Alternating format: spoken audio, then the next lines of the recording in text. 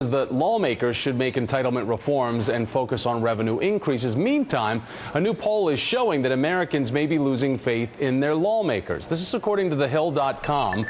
Look at this. 71% say they're either not very confident or not confident at all. That's coming up with lawmakers and whether or not they will be able to reach a deal. Again, the deadline is just 8 days from now. But we were hearing from Luke Russert that coming up later this afternoon, we're going to hear dueling plans, one from Speaker Boehner, the other from Harry Reid. Joining me now is freshman Republican Senator from Pennsylvania, Pat Toomey, a member of the Budget Committee. Sir, it's good to have you on with us this afternoon. I want to get straight to it because you introduced your own version of cut, cap, and balance back in March, and it was voted down in May. Now, Speaker Boehner's plan does not include a specific balanced budget amendment for the first debt limit increase. So when you're hearing about how everything is starting to be parsed out, so to speak, before the grand unveil, what do you think so far? What's your gut reaction?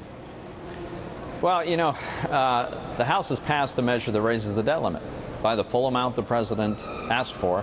And the only condition they put on it was that the president join us in putting our government on a path to a balanced budget.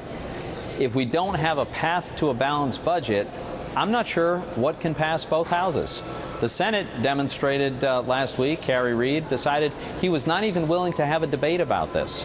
You know, some of us didn't expect the Democrats to overwhelmingly support our approach, but we thought maybe we ought to have a debate about this on the Senate floor, offer amendments, see if we can improve it, see if we can maybe iterate our way to a bipartisan solution.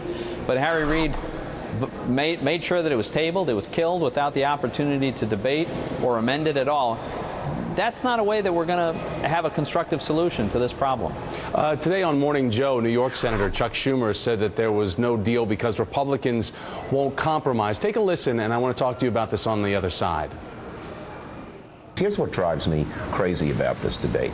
We have moved and moved and moved away from what should be our position. We don't like cutting, right? So to speak. Right. We don't like entitlement reform. We've moved from that. The Republicans have stayed on the dime without going for a single nickel of revenues. And you can't do a large deal without revenues, no matter what you do in entitlement reform, unless you end the entitlement.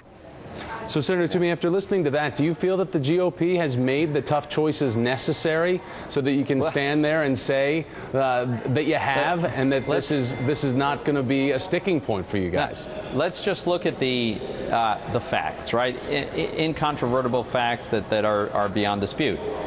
One party passed a budget in the House. In the Senate, the Democrats control the Senate, and the majority leader, Senator Reid, brazenly announced that he was simply going to flout the law and refuse to do a budget. I introduced a budget. I thought the Senate ought to have one, and virtually all of my Republican colleagues supported that budget. And then the House passed a bill that would raise the debt ceiling by the full amount. The Senate refused to even take it up. Harry Reid insisted on killing it. Here's another fact that just can't be denied. Since 2000, we have doubled the spending of this government. Since President Obama took office, spending is up by 30%.